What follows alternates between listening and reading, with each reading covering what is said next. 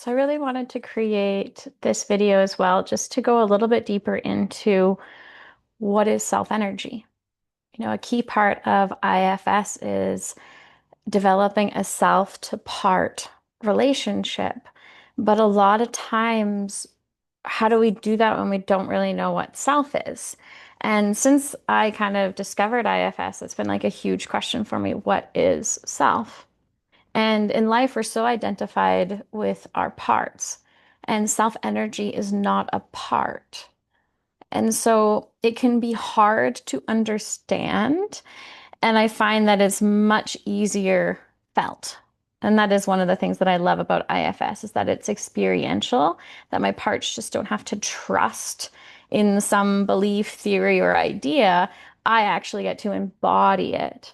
So self becomes not something that I just read about in books or fairy tales. It's something that I actually get to embody and feel. Now, I believe a lot of IFS is done from self-like parts. And self-like parts are absolutely amazing and we need them and they embody a lot of self. And they often had to step into our system when there wasn't enough self-energy. They had to control and protect and in a way act like self, act like the caregiver. They had to direct parts. They're some of our main managers that kind of control a lot of the system, have like a wider perspective than maybe some of the other parts, and they can feel very much like self. They can feel very much like who I am. One of my main self-like parts is my therapist part or my counseling part. She showed up when I was quite young and does so much, and she'll always do so much. The thing is about connecting to self, it's like rather than these beautiful, wonderful, powerful parts that have loved us and protected us for so long, there's something even bigger than them that can hold and love them too. When we come from parts, this often feels like work. It feels like effort. So that's one of the signs that we're coming from a part, if it's really difficult. Um, Another kind of decipher is between self and self-like parts is the agenda. So through this, you would have in the last module heard me kind of define self by like the 8 C's of compassion, curiosity, clarity, confidence, connectedness, creativity. Like all of our parts embody those qualities too. But they're more so kind of like the small C's. And self energy is kind of like this wider, bigger perspective. It really, for me, doesn't quite feel like a part. And when I was first learning IFS from the institutes, they talked about degrees of self-energy, and I still feel that. Like when I'm working with clients, I can feel okay, yes, there's enough openness, there's enough compassion for us to move forward. And a lot of the work, a lot of my work, beautiful healing work that gets done in many models, and including IFS, is done majority from a self-like part with access to self-energy, because that is what we are. We are self-energy. But there is a difference from seeing the world, from viewing the world from a part lens. When a part is sitting in the seat of consciousness, we are often scanning for danger. We're trying to stay safe. Um, it's kind of like narrowed in. There's a particular place in us that we're viewing from. Self energy is much wider. It is like parts are like the clouds, and self is like the sky.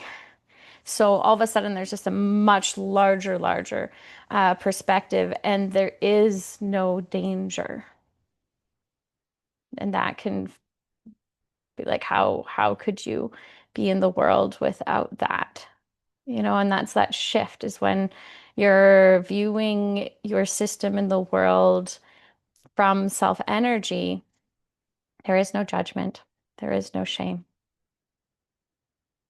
There's a much wider, much more loving view. That doesn't mean that you excuse pain or hurt.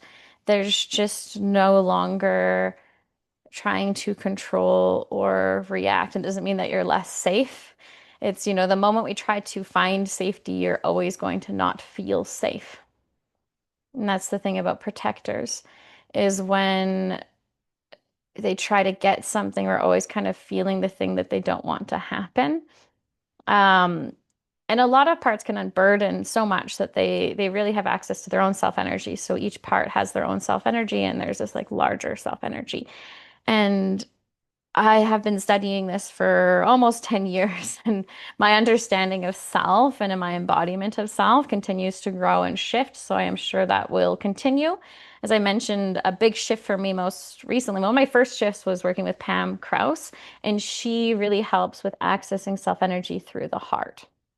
And so if you go onto my insight timer pages and meditations to connect with self, and in a lot of my prompts, I'll ask when you're with a part if there's any space or openness in your heart for that part. And I find that is often where people connect with self energy, that there is a spaciousness or an openness that shows up there. Now, self-like parts can also do that sometimes. And how I like to tell if it's self or not is how parts react to it.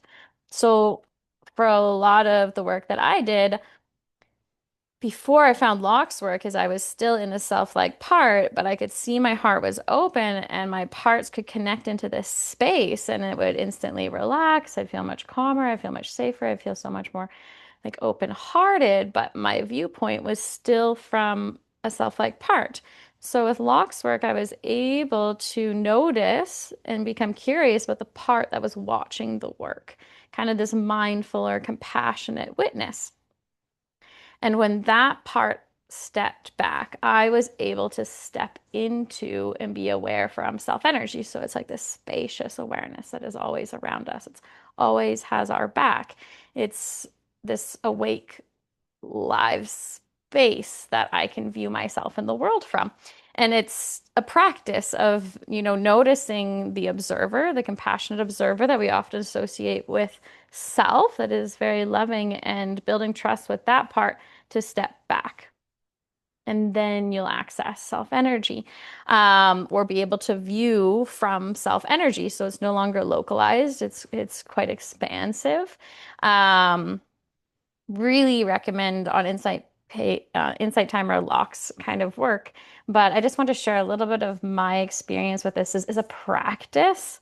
I like to start my days with Locke Kelly's, he calls them glimpse practices of really helping your parts to unblend so you can access self energy. I like to start my day with that exercise so that I'm just working to hold that energy more and more throughout my life so I can truly live that kind of more self-led way of living. It doesn't mean my parts go away, it doesn't mean all my problems go away.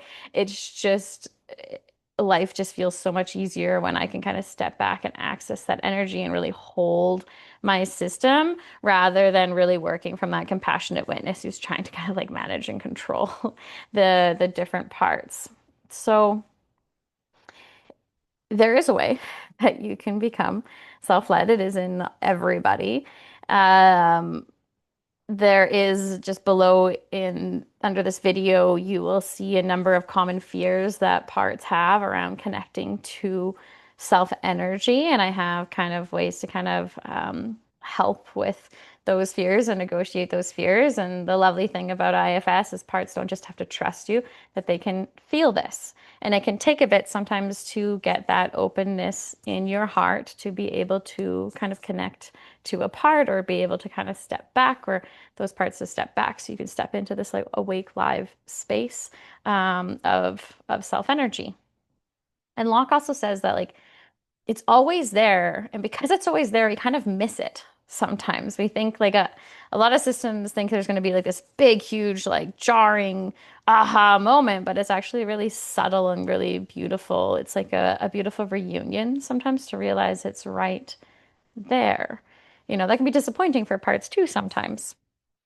Um, and so what I'm inviting you to do here is just to continue to stay curious. IFS is a constraint release model. So it means the more parts give space, and they are the ones that can give space, the more they step back, the more self energy emerges. Right? It's kind of like when the clouds start to part from the sun, there is the sun. They close over. You can't see the sun, but you know it's there. and then they can move back and you can see it. So really starting to play with that in the parts mapping exercise. When you ask how you feel towards a part, frustrated, write that part down. How am I feeling now towards the part? Oh, I'm angry. Okay, I write down the angry one. As you keep doing that, eventually more space emerges, right? And so really getting curious as that space emerges. Is there still an agenda? Am I still like localized viewing what's happening? Can I ask that part to step back? So we kind of just keep going back until, ah, that's me, you know? And it can feel a little trippy sometimes. Or yeah, like a meditative state sometimes. But the more you do it, the more it feels like there's nowhere else to go but there, but you, there you are. And so you're not going and stepping back into something completely unfamiliar. It's actually the most familiar thing. It is the core of your being. It is the core of who you are. It is unconditional love. It is coming back to the truth. And although the truth or the feelings and the fears that your system has been carrying feel very true, they're not. The burdens that we carrying are not who you truly are. You are not unworthy. You are not unlovable. You are not bad. Those are not true things. And so the more you can be with those parts with your heart open, they'll start to realize this truth of who you truly are. And when we can do that, when we can truly connect to our true self, we can connect to our unconditional love, our unconditional worth, life really opens up. There's a lot more freedom in the world. And so that's just kind of a little bit of my spiel on what self energy is. I'm going to do another short recording of some of Locke's work, and I'm going to link in his kind of Locke inspired meditations, also some of mine that are on Insight Timer that can help you again kind of access that energy. So that when you do the parts mapping, you know where you're trying to go so that you can connect with a part from self energy. So. It's okay if that does not make sense to your parts. This is, again, a practice. If you notice parts that are getting confused, you're writing them down. You might want to listen to this a couple times or again, kind of move into Insight Timer work or Locke Kelly's work to start to understand and begin to embody what is self energy. Thanks so much.